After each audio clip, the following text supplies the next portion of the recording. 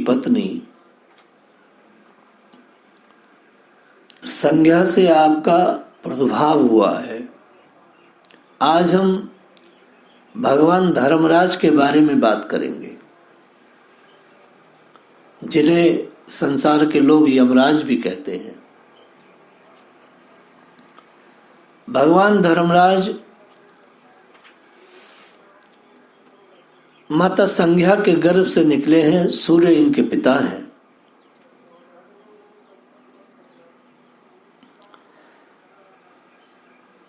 कल्पांत तक संयमनीपुरी में रहकर जीवों को उनके कर्मानुसार शुभ और अशुभ फल का विधान करते रहते हैं। पुण्यात्मा लोगों को धर्मराज के रूप में बड़े सौम्य और पापात्मा जीवों को यमराज रूप में भयंकर देखते हैं। संसार के जितने भी धर्मात्मा लोग हैं उन सभी को यमराज जी बहुत ही प्रेमी और अच्छे और सात्विक लगते हैं, बड़े सौम्य लगते हैं। लेकिन जो पापी हैं उनको यमराज बहुत ही भयंकर लगते हैं। कृपावश जीवों को दंड देकर शुद्ध कर भगवत भजन के योग बनाते हैं धर्मराज जी।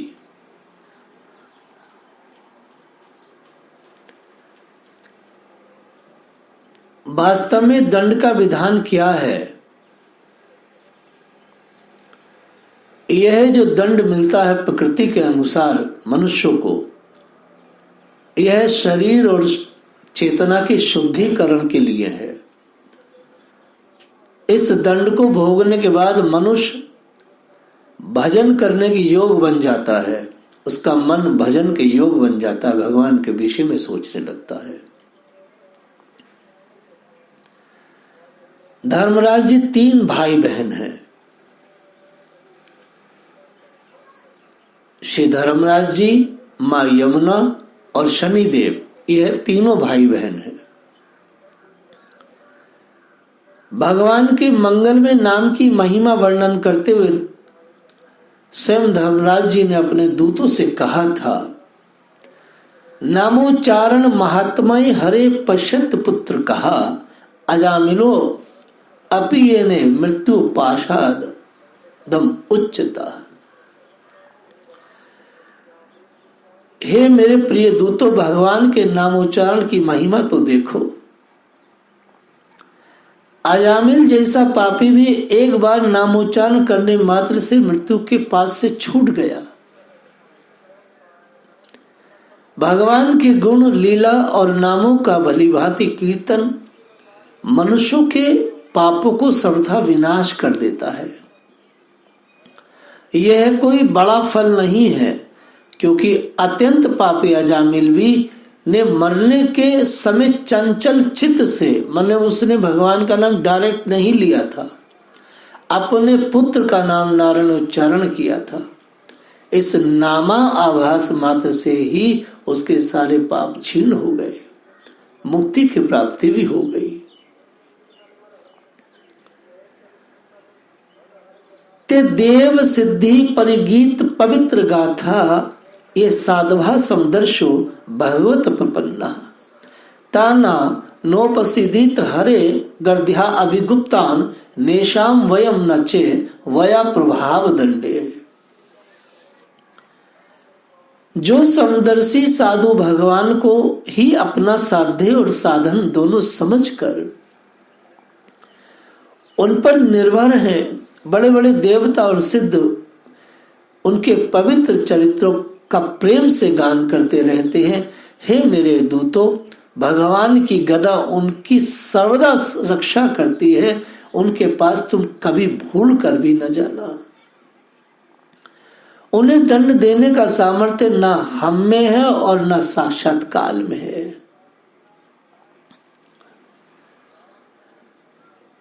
तो दूतों ने पूछा, महाराज जी फिर हम किसको लाएंगे? जब आप हमें आज्ञा देते हो कि जाओ उसे लाओ, तो किसे लाना है?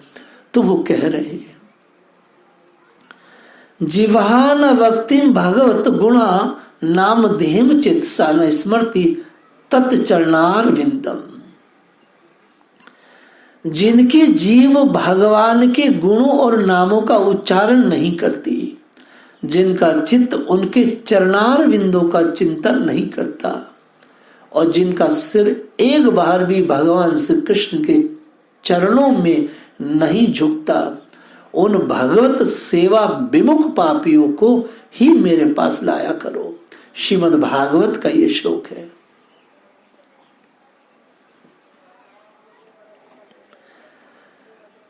कठोपनिषद में उद्दालक मुनि के पुत्र नचिकेता और यमराज का प्रसंग आता है, जिसमें यमराज जी आत्म तत्व के संबंध में की गई नचिकेता की जिज्ञासा का समाधान करते हुए कहते हैं, नित्यो नित्यानाम चेसा चेतनानाम क्यों बहुनाम विदधाति कामनाम। जो नित्यों का भी नित्य है, चेतनों का भी चेतन है और अकेला ही इन अनेक जीवों की कामनाओं का विधान करता है, उस अपने अंदर रहने वाले पुरुषोत्तम को ज्ञानी निरंतर देखते रहते हैं। उन्हीं को सदा अटल रहने वाली शांति प्राप्त होती है और दूसरों को नहीं। कठोपनिषद की ये बात मुझे बड़ी सुंदर लगती है। भगवान धर्मराज ने एक बहुत ही सुंदर बात इससे आगे कही है। वह बात तो बहुत ही महत्वपूर्ण है, उसे समझने के लिए आपको अपनी चेतना को बहुत ही पवित्र करना होगा।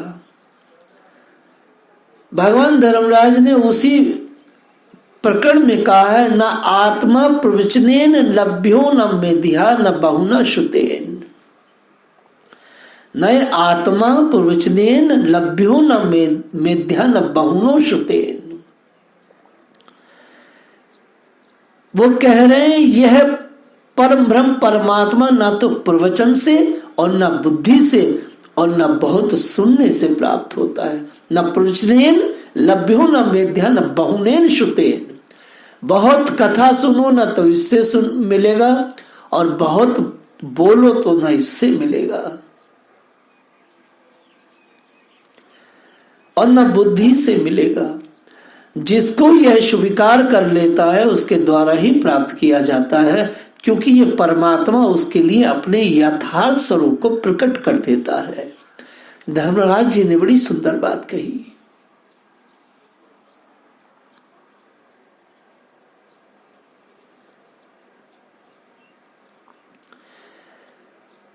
वास्तव में देखा जाए, सदा सर्वदा भक्त मानकर भगवान के भजन सुख का ही रसवासन जो करने वाले लोग हैं,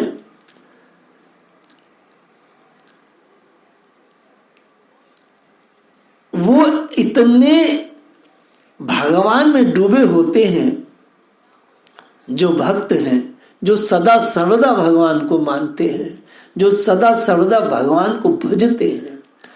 उनका स्तर क्या है? भगवान के भक्त सर्वस्व त्याग कर लोक परलोक की वांछा को ठुकरा कर निरंतर ठाकुर जी का ध्यान भजन करते रहते हैं, उसमें लगे रहते हैं। और उनका क्या स्तर बन जाता है? यहां तक कि यदि भगवान के मिलने से भजन में बाधा पड़ती हो तो भगवान को छोड़ देंगे, परंतु भगवान का भजन नहीं छोड़ेंगे। विनय पत्रिका में गोसाई जी ने कहा है, प्रमाण के रूप में बता रहे हैं, प्रिय राम नाम ते जाहि न रामो। न जाने वह कौन सा विलक्षण सुख है, न जाने वो क्या आत्मिक आनंद है, जिसके लिए मेरे भक्त स्वार्थ परमार्थ तक का त्याग कर देते हैं। परमार्थ स्वार्थ सुख सारे भरत न सपनो मनहु निहारे। भगवान राम ने कहा है भरत जी के लिए, परमार्थ स्वार्थ सुख सारे भरत न सपनो मनु हारे। भगवान कह रहे पता नहीं भक्ति में भजन में, मेरी याद में, मेरे ध्यान में ऐसा कौन सा विलक्षण सुख है जो मेरे लाडले परमार्थ स्वार्थ दोनों को त्याग देते हैं।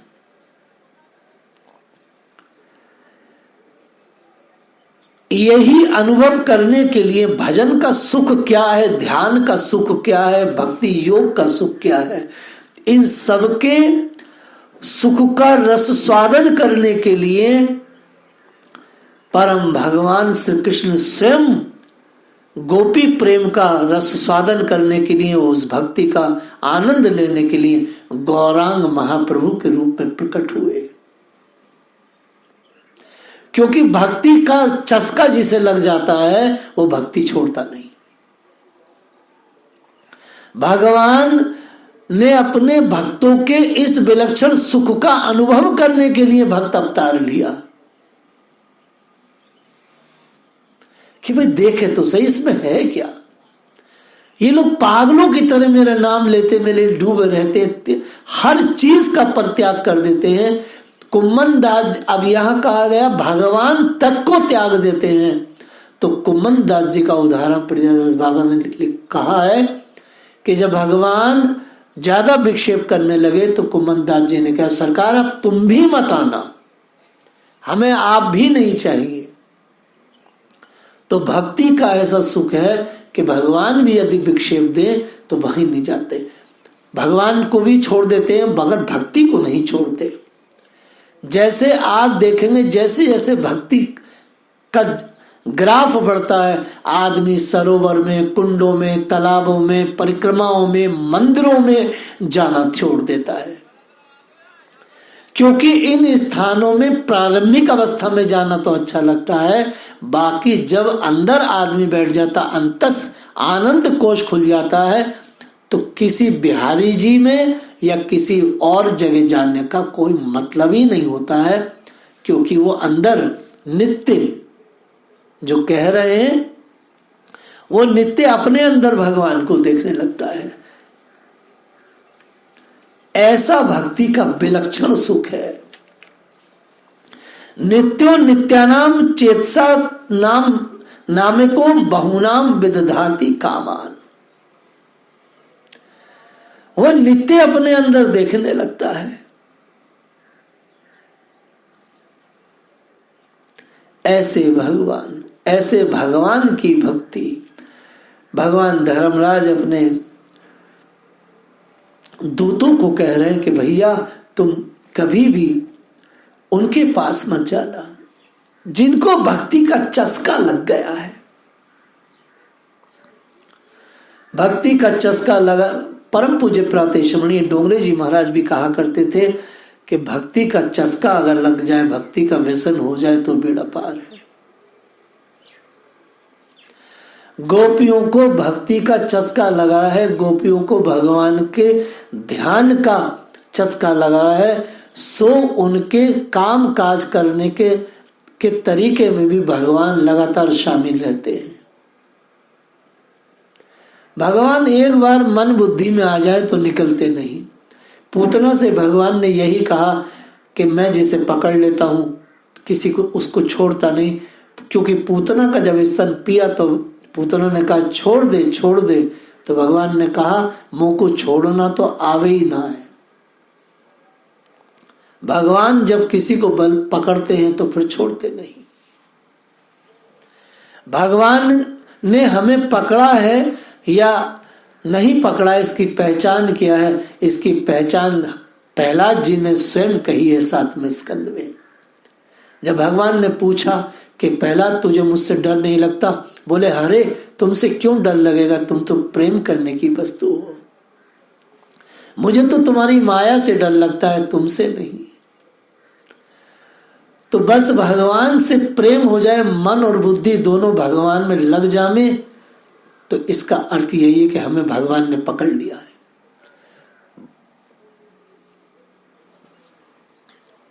धर्मराज जी का चरित्र बड़ा सुंदर है।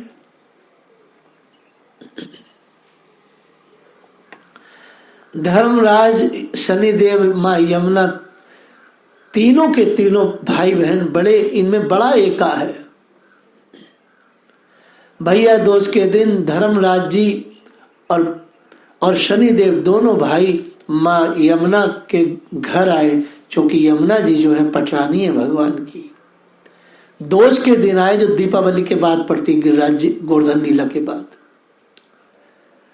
आए, तिलक कराने के लिए आए थे। तो माँ यमुना रो रही थी, यमुना जी रो रही थी। धर्मराज और शनिदेव दोनों भाई वो पूछे कि बहन क्यों रो रही हो? कि भैया सबके भाइयों को लोग चाहते हैं, आपको दोनों को कोई नहीं चाहता। कुछ ऐसा करो कि कम से कम श्री कृष्ण के जो प्रेमी हैं वो आपको चाहने लगे, जो हमारे भजनानंदी लोग हैं वो आपको चाहने लगे।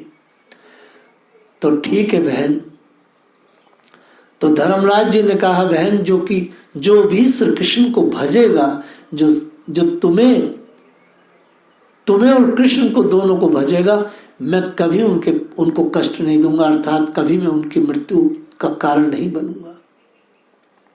भगवान शनि ने कहा अपनी बहन यमुना से दूज के दिन कि ये शनि जो तुम्हारा छोटा भाई है बहन, आज से मैं वचन देता हूं, जो कृष्ण नाम लेंगे, जो कृष्ण भजेंगे, मैं कभी उनके प्रति किसी प्रकार का कुभाव नहीं लाऊंगा। और मैं देखता हूं जब भी 7.5 भक्तों के ऊपर भी आती है तो भक्तों का भजन बनता है, उनका कोई विक्षेप नहीं होता। हर प्रकार शनि भगवान उन भक्तों की रक्षा करते हैं। ये मेरे जीवन का पूरा अनुभव है। आज मैं 60 साल का लगभग होने जा रहा हूं, मेरा पूरा अनुभव है।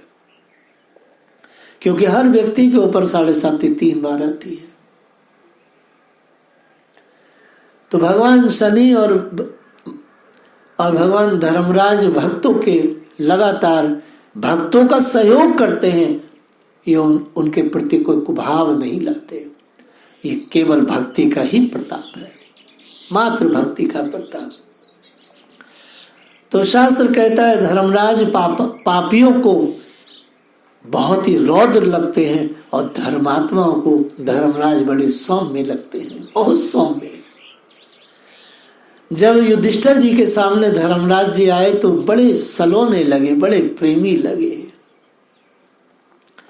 नचिकेता को धर्मराज जी बड़े अच्छे लगे। मां सती सावित्री को, जब सावित्री ने सत्यवान को धर्मराज जी से लिया तो धर्मराज से वो डरी नहीं, धर्मराज उन्हें बड़े मधुर और सौम्य लगे।